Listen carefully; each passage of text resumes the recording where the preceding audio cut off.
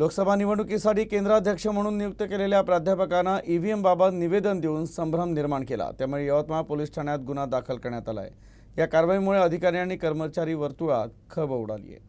यवतमाळ वाशिम लोकसभा निवडणुकीसाठी 26 एप्रिल रोजी मतदान घेण्यात येणार आहे।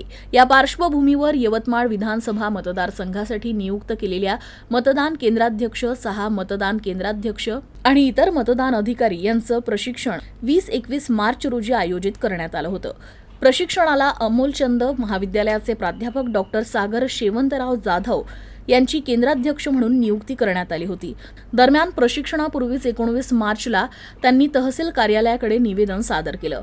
निवडणूक ईव्हीएम ऐवजी बॅलेट पेपरनं लोकशाही निवडणूक प्रक्रियेत सोपवलेली जबाबदारी पार पाडण्यास तयार आहे असं नमूद केलं। तसेच सोशल मीडियावर निवेदन व्हायरल केलं।